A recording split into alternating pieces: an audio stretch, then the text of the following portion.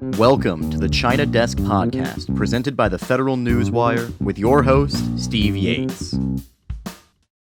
Welcome to the China Desk Podcast. I'm your host, Steve Yates, Senior Fellow at the America First Policy Institute and Chair of the China Policy Initiative. Programming note, viewers can watch the China Desk on YouTube or subscribe to hear all of our interviews on Apple, Google, Spotify, and most other podcast providers. You can always access our podcasts at thefederalnewswire.com. Today, I'm honored to have as my guest former acting Department of Homeland Security Secretary Chad Wolf. He's also executive director at the America First Policy Institute. So not only is he a friend and a colleague, he's also my boss. But we're happy to have him on today to talk about China as a homeland security policy issue. Often when people are talking about China, they think of the State Department, the Defense Department, the White House, NSC, but especially during Chad's tenure as Homeland Security Secretary, there is a domestic agenda that was not only in the news, but some new approaches were taken in government. So today we take a dive into China as a homeland and domestic issue. So with that, Chad, I think one of the things that really struck me as a great punctuation mark on your tenure was the strategic action plan that came out, to my knowledge, a first of its kind. And so a little bit to begin at the beginning, help us walk through how did Homeland come to develop this kind of a report? And as you and I both know, when you do something new and different in government, sometimes you meet with welcome or resistance, but share with us a little bit of how this came about and how that was received. Well, thanks, Steve. Good to be on with you. It was interesting during my time at DHS as we looked across the landscape, not only the landscape of the department, but obviously the country and the different challenges and threats that the country was facing. What we continued to find, whether we were talking about maritime security or cybersecurity, or whatever it might be within the homeland arena, we kept seeing China pop up time and time again. And I felt like at the department, a lot of those threats and our solutions in particular were getting siloed, that maybe Customs and Border Protection were thinking about China as far as counterfeit goods and the sort of the duties that they wanted to place on them. Whereas our cybersecurity agency and Secret Service were looking at China from a cyber perspective, and the list goes on and on. And at some point I said, wait, for us to take a comprehensive look at the threat and the maligned influence from China, we really needed to do that holistically. And so I gathered up folks in what best could be described as a working group, a little pockets of excellence all across the department, and said, look, we need to step out of what you do day in and day out and think of China as a more strategic threat. And then we need to come together. We need to pool all the resources of the department. And really the outgrowth of that is the strategy that you mentioned, which was underway for a number of months, probably close to a year at DHS, to really outline for the American people. It's an unclassified report so that the American people could understand what is going on from the Communist Party of China. How does it impact you every day as an American here in the homeland? And then what are some actions that the department's taking to address some of that maligned influence? So as you indicated, never really been done that way at DHS before. But what I found, and really why we did it that way, was we couldn't both aggressively or comprehensively address the threat unless we came together as a team.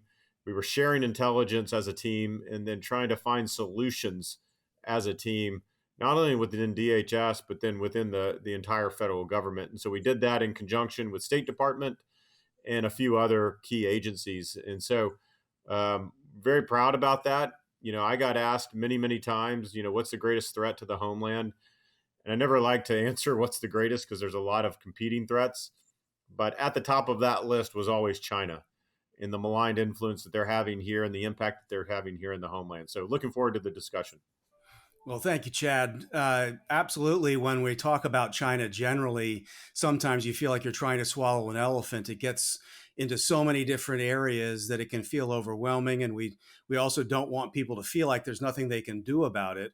And the only way we get at this is by being as comprehensive about recognizing and addressing these challenges on the America First approach, but at least to meet the comprehensive way that the Communist Party of China is coming after us.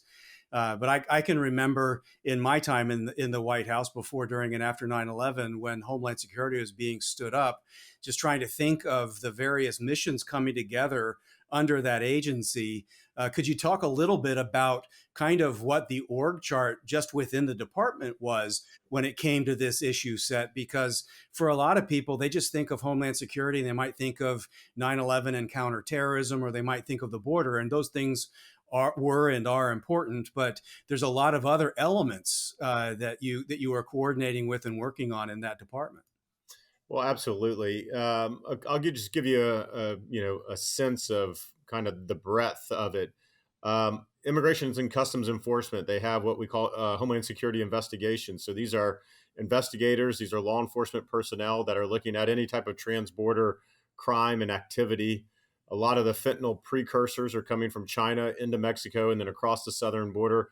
And these are investigators that are going to look at that pathway and trying to understand that. And they're going to work with DEA and other agencies to try to curtail that and then capture and then eventually prosecute individuals that are involved in that drug trade. So that's one aspect of it. I've talked a little bit about the cyber. There's a lot of cyber threats coming from China, both, and they range from just nuisance cyber intrusions to some more of the more sophisticated stuff that we were concerned about. So we would do that with our Cybersecurity and Infrastructure Security Agency, or CISA.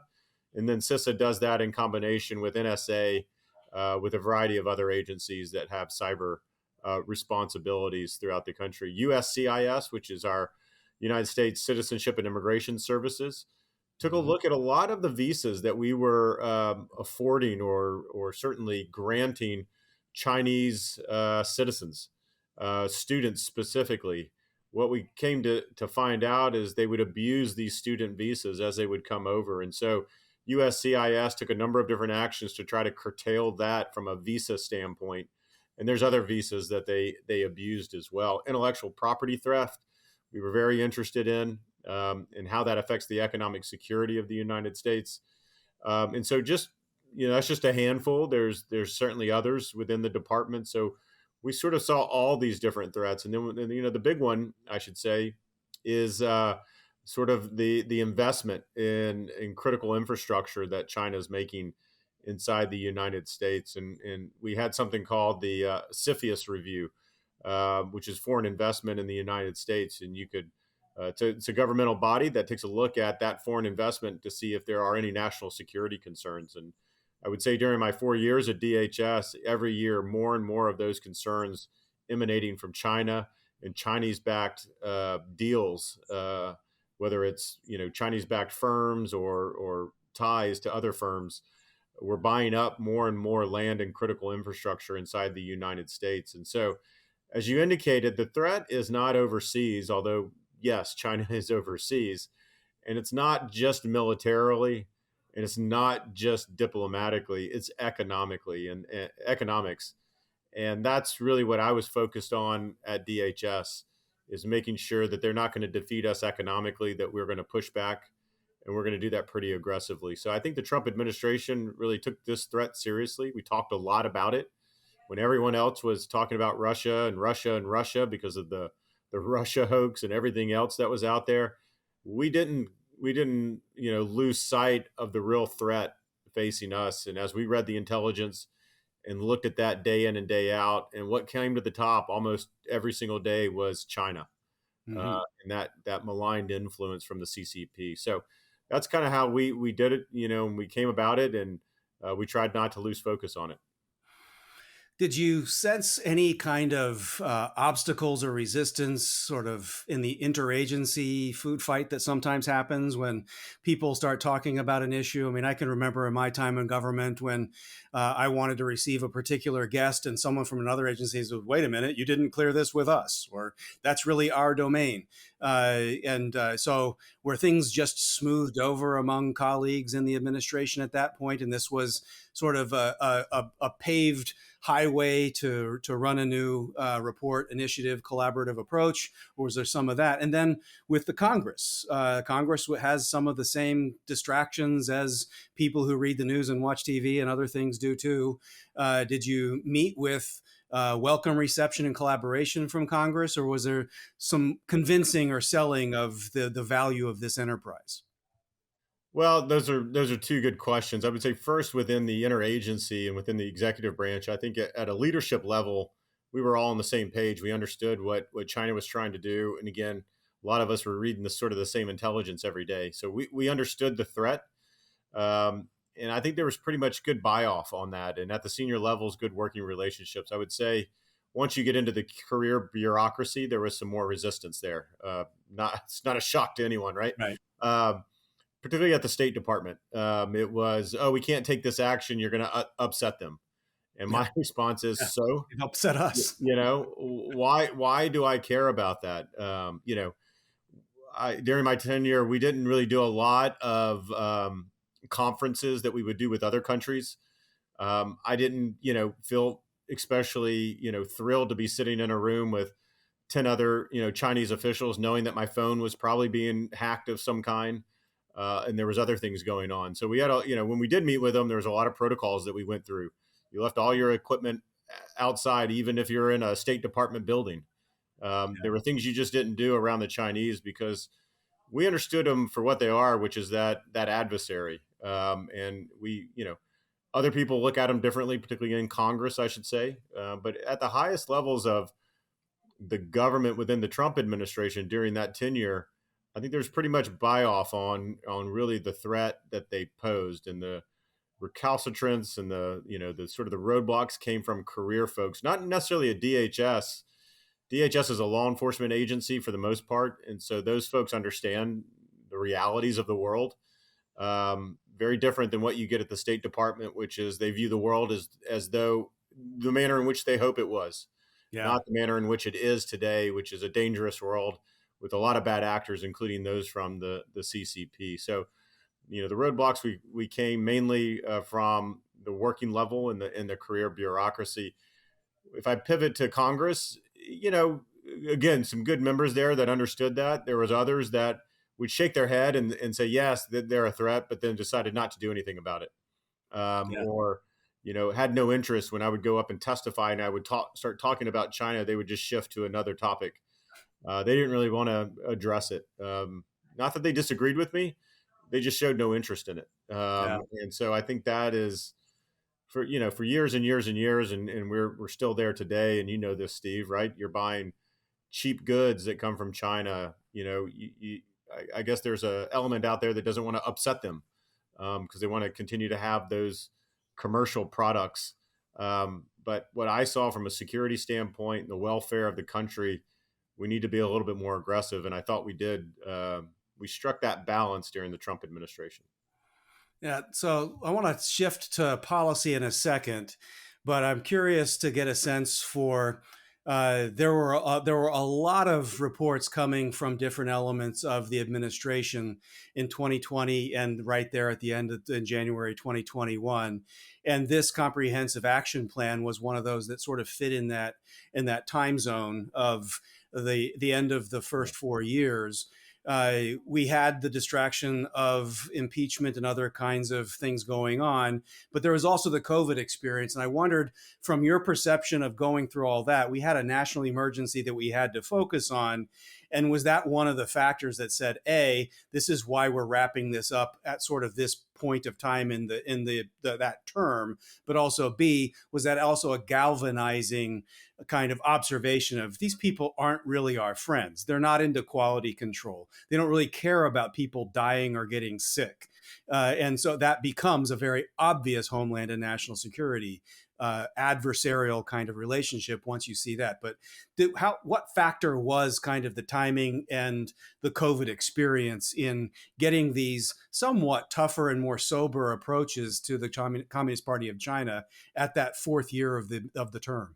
Yeah, it's kind of all of the above. We were working on it for some period of time, and we were really targeting the spring and early summer of 2020 to roll this out. And as you indicated, COVID hit and priorities got different priorities came up, and so we had to put some of this on the back burner. But as the summer and then the fall came in to 2020, obviously we had an election that was also Yeah. very busy time. I wanted to make sure that as we were on the way out, that we put a marker down, at least at the department, to say here are some threats that may not be top of mind for a lot of people. So as you go through that report and that strategic action plan, I think people will go through there and they'll shake their head and they'll say, "Yeah, no, this okay, yes, I understand what's going on. Oh, I didn't think about that." So that's the idea of that, is to bring some stuff that may be bubbling under the surface and kind of raise it up so that it's at the forefront of what people are thinking about and how we look at this. Like, I would always say that economic security is national security and homeland security.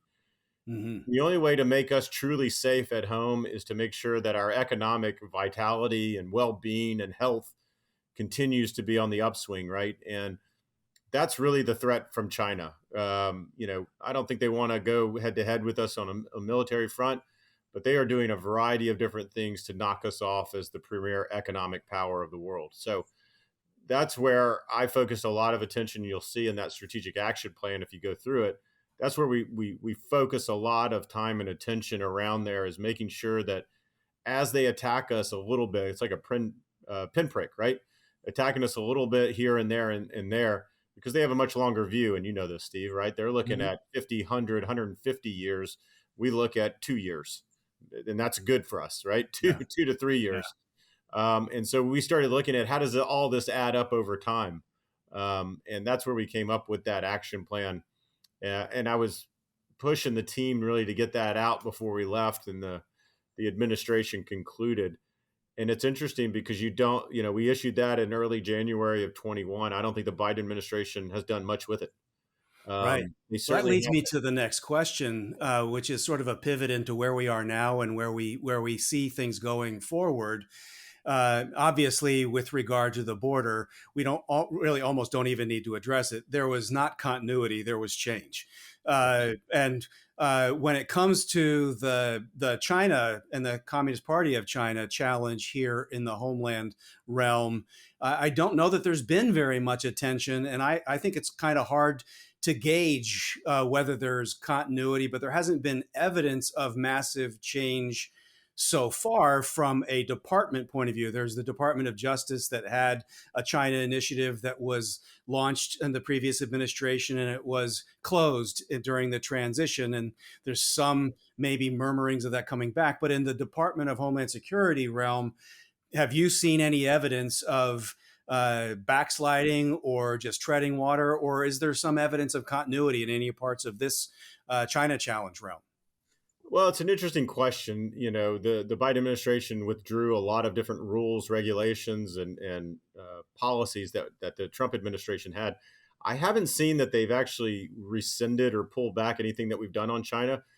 But at the same time, I haven't seen them do anything new. So Exactly. maybe I would agree with you. Maybe it's a treading water kind of state of paralysis. They're not pushing the ball forward because I think it's a different outlook and a different view. And I talked a little bit about this earlier, right? It's a philosophical view that I think the Biden administration holds, that Obama administration held, and the like, which is you don't want to poke the bear. They Hmm. would rather be more accommodating. They'd rather have talks and negotiations, and what can we give up to make them give, which is very different than the Trump administration, which was that peace through strength, making sure that they understand that we're not going to be bullied, that there's going to be reciprocity for actions that they take. And I'll give you one example, which is never in a million years would the CCP allow U.S. individuals on a Chinese visa inside China for an unlimited amount of time for years Right. and years and years. Never Right. would that ever happen. But that's exactly what we were doing here in the United States.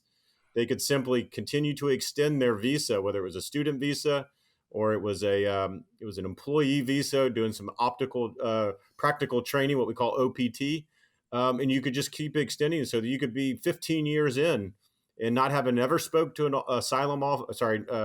an immigration officer of any kind. You could just keep it. So things like that. As we dug in and we just started shaking our head and saying, "What are we doing? Why do we continue to accommodate them when we don't receive the same, in kind? And so we just said we've had enough, and we took a number of steps.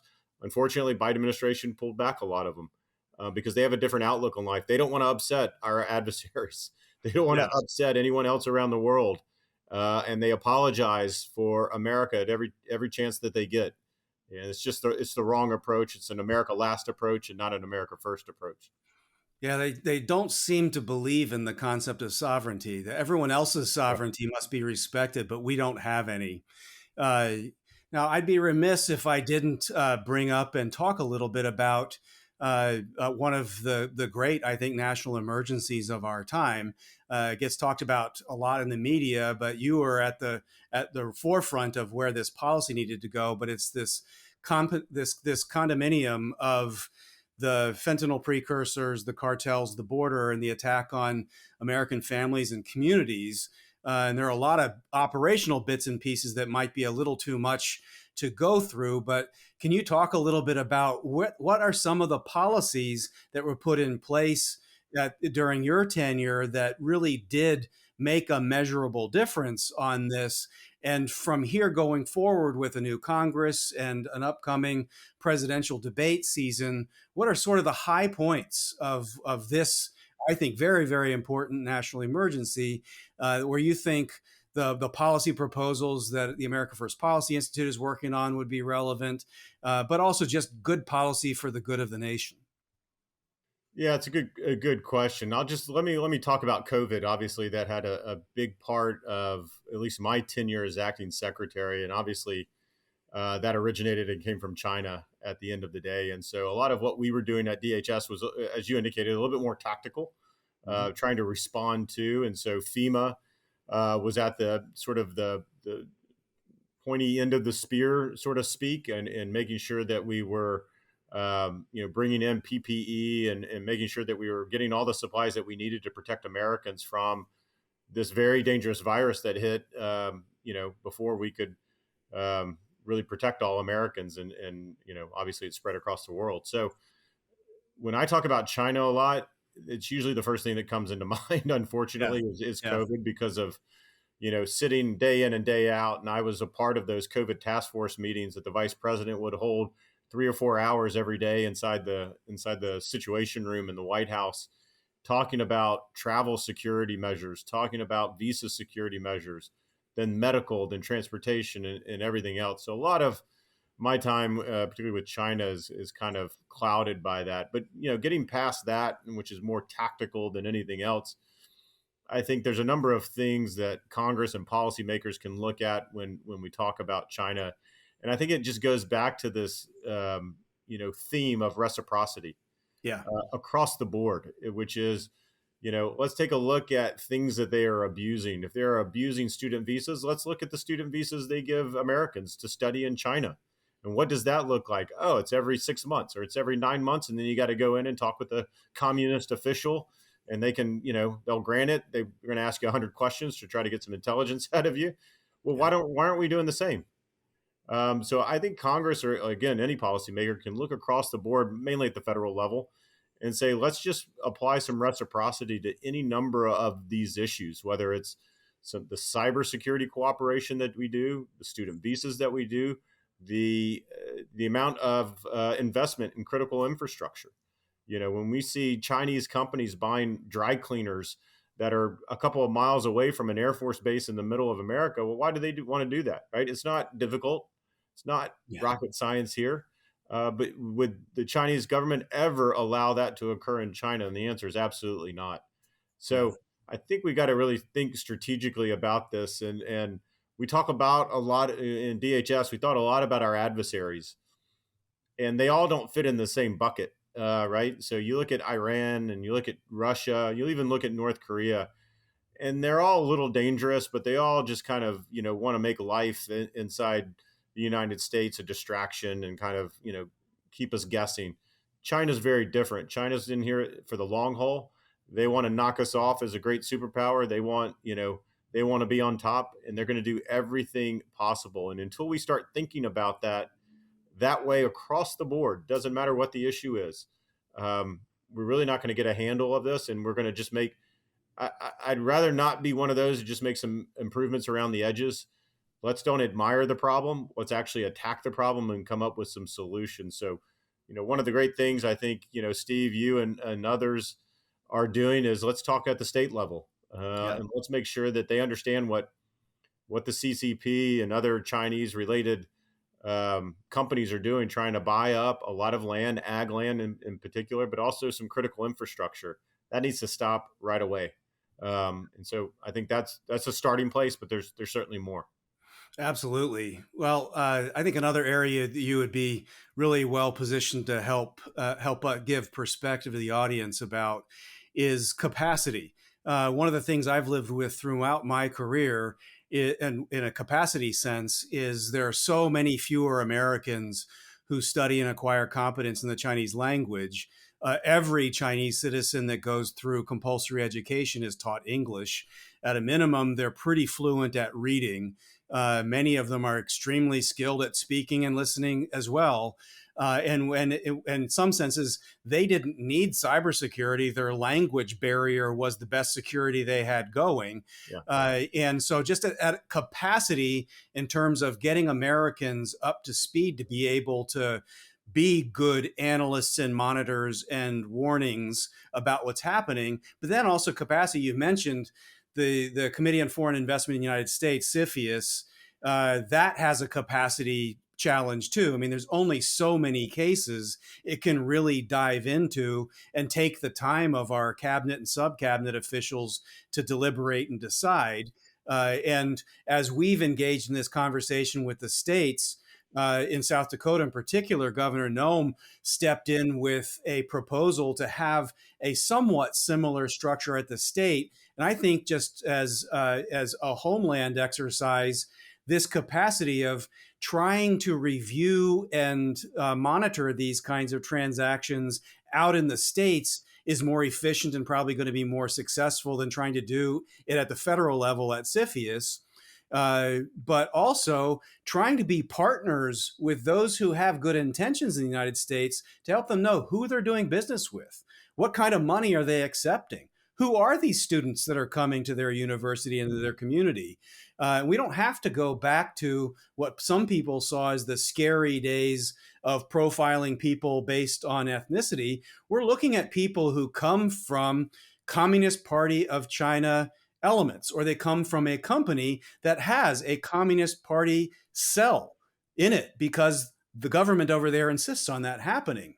And so there's a capacity challenge of how do we work with good faith Americans who just want to bring products to market and develop their communities and create opportunities for their kids. We have a natural disposition to see opportunity in the world, and we like different cultures for the most part, but we have to be vigilant and we have to help people be able to do this. So as you looked from kind of the Department of Homeland Security purview down into the states with governors and those kinds of collaborators, what do you see as kind of the key capacity areas that advocates at the federal and state level should be looking at to put us in a better position to do this right? Well, let me address the capacity issue first, and I'll just step out of the DHS lane for a minute. But I think it starts with the youth, frankly. Now, Yeah. look, I'm a little bit older than most, but going back and studying U.S. history and then world history, there's very little that we actually studied about China. It's mostly European history, it's the Middle East, and it's things like that. So it's as the new generation, the young folks coming up that are going to be the leaders of the country and making those decisions in the long term, we really need to start educating them on not only the history and why things are operating the manner in which they are in China, but also about the Communist Party. Like most, Steve, I'm sure, as I was growing up in the 80s in that Cold War mentality, you knew a lot about the Soviet Union. You knew exactly what they were, what they wanted to do and the like. So I think it's a different education that we start looking at. And I've got two young boys, and they are learning more about Asia, East Asia, and even China. But I think there's a lot of work to do there. From a DHS perspective, I saw it. We didn't have a lot of China experts. Yeah. We didn't have that capacity, and I saw that in a couple of different ways, and it was concerning. I think the majority of experts that you do have are probably in the intelligence community and at the Department of State. You've got some defense officials that have probably operated in the region, and so therefore kind of cognizant about some military capabilities. But to really truly understand it, there's a limited amount of folks there, and so we really need to think about at a national level making some investment in that next generation so that they truly understand what we're up against. And then there needs to be a little bit more of a national campaign to make sure that the American people understand it. And to have companies and organizations like the NBA and others that are doing business with China and won't say anything about what's going on with the Uyghurs, but we'll say everything about voting rights in the state of Georgia. It just seems like we've got our priorities backwards. That they need to actually be talking about the things that are going to impact Americans most in the long run. So I think there's not only a capacity issue, there's an education issue. It's not going to happen overnight. We're not going to solve it overnight, but I think there's some investment that we're going to need there going forward. Yeah, well, it's definitely a long-term challenge. From my point of view, having sort of watched this stuff from my early education and trying to study U.S.-China relations and sort of the Nixon-Kissinger bet going from administration to administration up into the present, you sort of see an arc of where there was what I would call kind of the missionary yearning that if we engage in good faith and we bring opportunity and resources, that of course the old adage of people put their pants on one leg at a time and we're all sort of the same and all that will have this moderating influence, and there'll be vested interests inside of China that will want modernity and freedom and opportunity. And you give them a taste of the internet and they'll want free speech. We give them a taste of Gucci and shopping malls and they'll become capitalists. And just in the experience of the evidence that we've harvested really runs counter to that. Maybe there are some, and undoubtedly there are some that were affected as I described, but it didn't change the leadership or the nature of the Communist Party of China. And unfortunately, we invested in the threat. We trained and equipped them. We gave them technology. We gave them wealth. We gave them privileged access. And we did it for 2 generations. And so it's going to take a concerted effort to turn that. And I think that there is actual opportunity. It's hard for someone who lives and breathes this every day to have a feel for where everyone else is entering the conversation. But when I go on a radio program or go give a speech out in capitals around the United States, I sense interest and I sense people want to know, is there something they can do? And so that's where I kind of feel more positively motivated. I think the audience is there. And if we can bring ideas like people understand what ag land is all about and why that matters. People understand what sensitive facilities are and why we need to be a little smarter about that. People know we've got problems in universities with money coming and going and wokeism and other kinds of ideologies undermining what America is. And we can't stand up to a global threat if we spend every day tearing ourselves down. And so we certainly have our work set out for us. But the optimistic part of my brain, sometimes I struggle. That's only a small fraction. Other days it's a little bit better. But I think that we're at a moment where maybe people understand the diagnosis and now they want to start understanding a bit more some of the prescriptions. Now, can you share a little bit as we get toward the finish line in our episode about what some of the policy priorities are, the pillars that AFPI focuses on? I ask you to kind of put your executive director hat on, not former DHS hat, and sort of drill into what sort of the broad key priorities are, and from your point of view, how the China initiative portfolio of things fits within that. Sure. Well, happy to do that. Look, we at AFPI, we've got, what we do at the end of the day is to make sure that we are putting America first principles and policy in play. And what do I mean by that? In play means for policymakers at the federal and state level. We have a lot of ideas. A lot of us practice these ideas in the previous administration as well as others administrations. And so we want to bring some of that practical knowledge into that policy making, sausage making apparatus. And so that's what we're doing when we're doing that across 20 different centers and initiatives at AFPI. And it ranges from a lot of domestic issues, whether you're talking about healthcare, you're talking about pro-life, you're talking about the economy and the like, and all the way to national security issues. And so our national security team is not only looking at sort of the traditional threats that you would think that you would be looking at, such as how do we preserve stability and peace in the Middle East, but also looking at the war in Ukraine and elsewhere. But the China Policy Initiative is a big part of that national security team. But it's not just national security, right? Yes, we need to look at what they're able to do militarily, but it's also that economic that we've been talking about for the last, a little bit here on the home front and the economic piece. So across all our different centers, there's a piece of China, and there's some of that maligned influence that all of our different policy centers are dealing with. And so that's why we created the China Policy Initiative at AFPI, is to make sure that we're taking a comprehensive look about what's going on.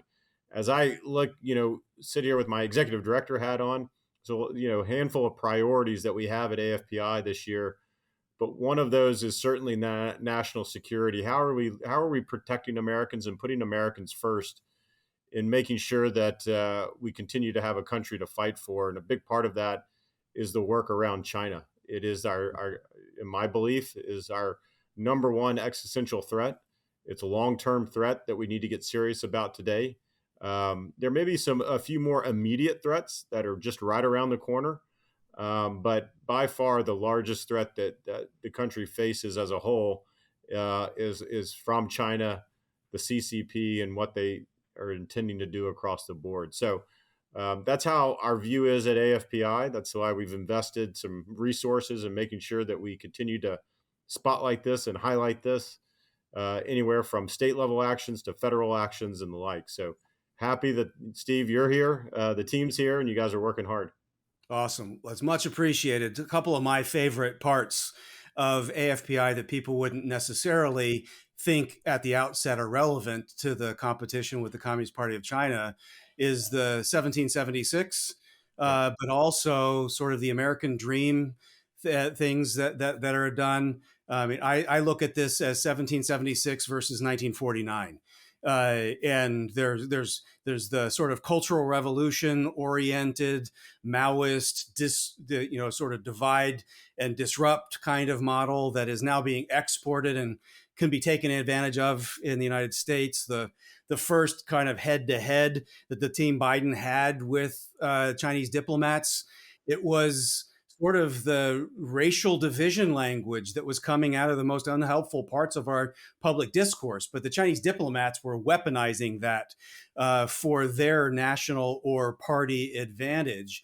And so what AFPI is doing in 1776 and the champions that are sort of pillars from Lou Holtz to our friend Jack Brewer and others that sort of represent a lot of these parts of our public culture that people would, hey, is that China policy? I wouldn't think of it is, but really getting this spirit of America back, getting America back on a strong, positive footing, I think is the starting point for what our initiative is trying to accomplish, to put us in a better position so that our options are less dangerous in trying to contain these malign influences, that we don't meet with as much domestic resistance to do the right things at home, and so that our allies feel like they've got a reliable partner that's really committed to these kinds of things.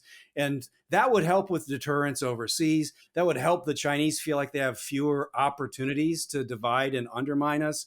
And as one of our launch activities, we had the viewing of the Hong Konger documentary, where sadly the people of Hong Kong played an active role in undermining their own pillars of freedom.